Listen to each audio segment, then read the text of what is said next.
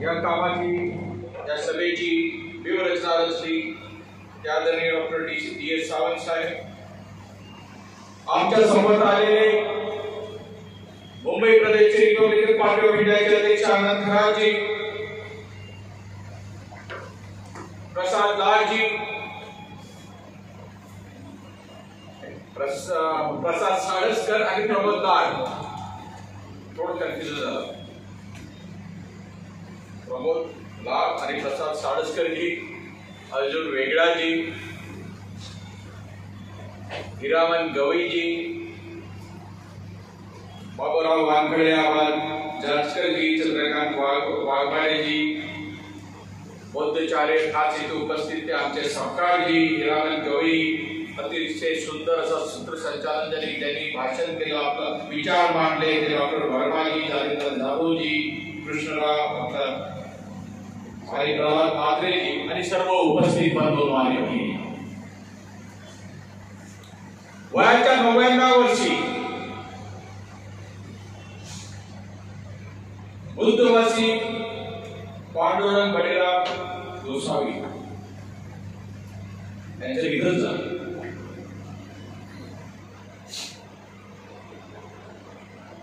माणूस किती वर्ष जगला हे महत्वाचं नाही,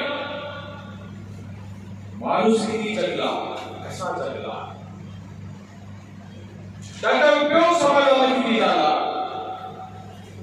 हे महत्वाचे.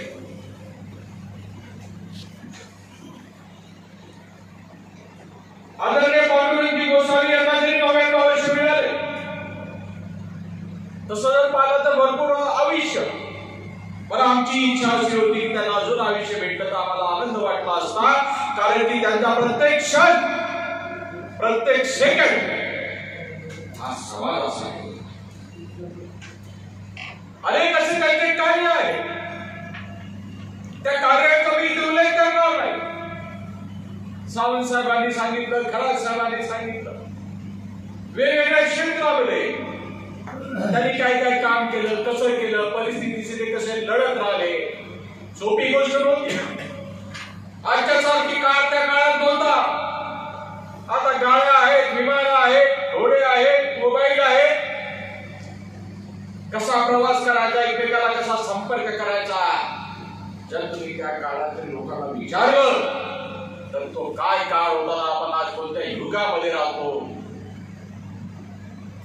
किती सुख सुविधा आपल्याला आहे, तिथे आपण आनंदित राहतो याची कल्पना आपल्याला येईल. परंतु त्या अशा कठीण काळामध्ये त्यांनी स्वातंत्र्याचा लढा दिला. महात्मा गांधींचा संपर्क झाला, बाबासाहेब आंबेडकरांचा संपर्क त्यांना झाला, विनोबाजी भावे यांचा संपर्क झाला आणि बाबासाहेब आंबेडकरांचा संपर्क झाल्यानंतर बाबासाहेब आंबेडकरांचा विचार पुढे न्यावा,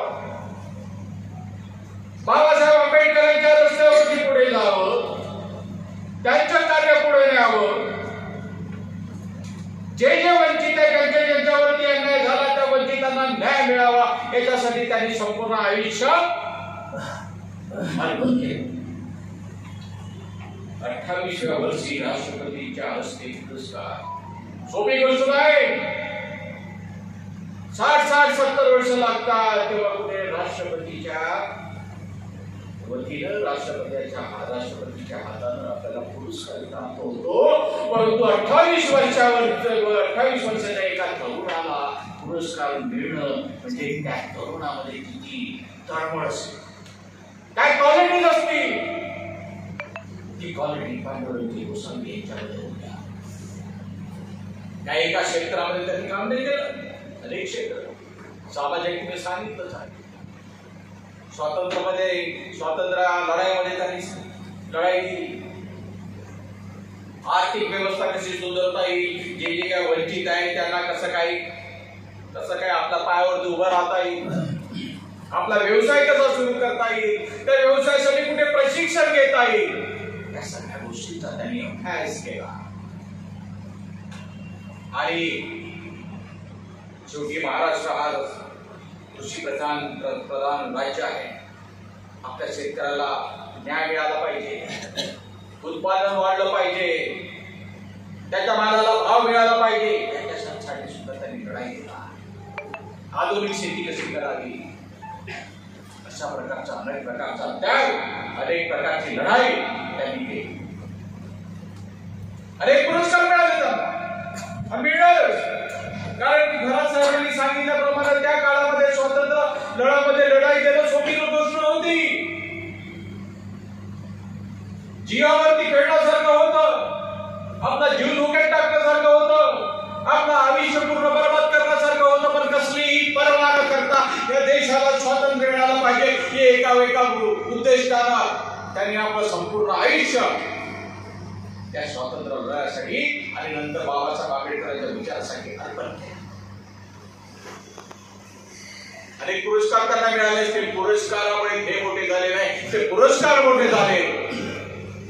त्यांच्यावरती जेव्हा पुस्तक लिहिण्यात आलं, जेव्हा स्वतः देवेंद्रजी फडणवीस यांनी पत्र लिहिलं, एकनाथ शिंदे यांनी पत्र लिहिलं, कारण की व्यक्ती अशी असल्यामुळे आपलं सुद्धा तिथे काहीतरी मत असावं, आपलं सुद्धा पुस्तकामध्ये पांडुरंगजी गोसावी यांच्याबद्दल कुठे काहीतरी लेख असावं, हा एकच उद्देश माननीय मुख्यमंत्री आणि उपमुख्यमंत्री यांचा होता.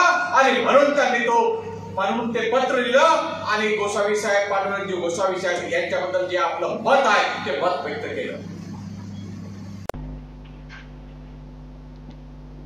स्वातंत्र्य सेनानी पांडुरंग गोसावी गुरुजी यांचं 6 मार्च 2025 रोजी वयाच्या 100व्या वर्षी निधन झाले. त्यानिमित्तानं त्यांना अभिवादन करण्यासाठी शोकसभेचं आयोजन करण्यात आलं होतं.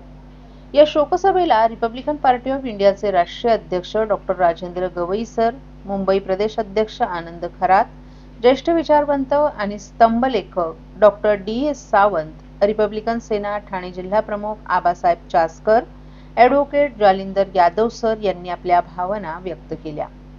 यावेळी ज्येष्ठ लेखक गीतकार भास्कर केदारे, ॲडव्होकेट किरण कांबळे, आम आदमी पार्टीचे बाळाभाई मिटकर, अनिल रोकडे, बाबूराव वानखेडे आणि डॉक्टर संजोगिता गोसावी आदीही उपस्थित होते. गोसावी गुरुजींच्या शतक महोत्सवी वर्षात त्यांच्या हयातीतील गौरव ग्रंथाचा प्रकाशन सोहळा पार पडणार होता. राज्याचे मुख्यमंत्री देवेंद्र फडणवीस, उपमुख्यमंत्री एकनाथ शिंदे यांनी त्यांच्या गौरव ग्रंथात शुभेच्छा संदेश पाठवला होता. गुरुजींच्या गौरव ग्रंथात आमचा शुभेच्छा संदेश असणं हे आमचं भाग्य असल्याचं त्यांनी बोलले असल्याचं डॉक्टर राजेंद्र गवई यांनी सांगितलं. मात्र त्यांच्या गौरव ग्रंथाचा प्रकाशन सोहळा त्यांच्या हयातीत पार पाडता आला नाही अशी खंतही त्यांनी व्यक्त केली.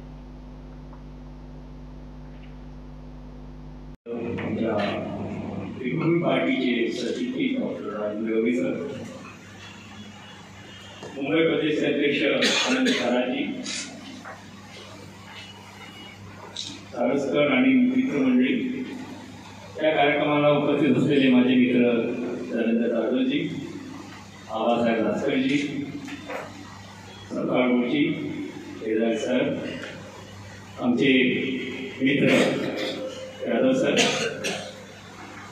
मंगलाताई, डॉक्टर वर्माजी, मिसेस वर्माजी, आमच्या ताई, आणि त्या कार्यक्रमाची त्यांनी खूप सारी माहिती दिली, जी पुस्तकामध्ये अधिकांश पाठ त्यांच्या भाषणामध्ये आलेला, असे आमचे मित्र डॉक्टर सावंत सर, दादासाहेब बसलेले आहेत, नात्रीजी आलेले आहे, चतुरसाहेब आलेले आहे, वानखेडे साहेब, रामून गवई, आमचे नवीन रिवाईज फॅमिली आलेले आहेत, संध्याताई आलेले आहेत, ॲडव्होकेट डॉक्टर इथे उपस्थित आहात. एवढं सांगेल की कलाकथित माननीय पांडुरंग गडरामजी गोसावी हे माझे वडील होते. मी घरामध्ये 4था नंबरचा, आम्ही 3 भाऊ 3 बहिणी. पण जेव्हा जेव्हा ते माझ्याकडे यायचे तेव्हा आम्ही मित्रासारखे वागायचं. मित्रासारखं कसं वागायचं की ते आल्यानंतर मला गावची फार आवड होती आणि गावात काय चालू आहे, परिसरामध्ये खेड्यामध्ये काय चालू आहे हे मी नेहमी त्यांना विचारायचं. आणि भरपूर त्यांचे इंटरव्ह्यू मी घेतलेले आहेत, भरपूर काही साहित्य माझ्याकडे त्यांचं आहे. आणि या उद्देशाने मी जेव्हा जेव्हा जायचं त्यावेळेस हिरामन गवई असतील, अजून माझे मित्र मुकेश असतील, रमेश असतील, त्यांना बोलवायचं आणि त्यांना तयार करून गांधी आश्रमामध्ये जायचं. आणि त्या ठिकाणी जी प्रार्थना भूमी होती त्या ठिकाणी त्यांची आम्ही बरीच मुलाखत घेतलेली आहे. इथे प्रसंग आठवते, डॉक्टर हिरादास सोनवणे यांनी सुद्धा इथे राबोलीला आमचं माझं एक सेंटर होतं, त्या ठिकाणी त्यांनी सगळे इंटरव्ह्यू त्यांच्याकडे सुद्धा आहे, ते पत्रकार आहेत. तर मी जास्त बोलणार नाही, तुम्ही त्याबद्दल हा दुःखाचा दिवस असला तरी तुम्हाला बघून असं वाटते की तुम्ही माझे सगळे आधारस्तंभ झालेले आहात, मला एक नवी शक्ती मला मिळालेली आहे. आणि हे जे मी सुरू केलेलं आहे हे माझ्या मुलाच्या नावाने सुरू केलेलं होतं. 12 वर्षाचा असताना तो मरण पावला.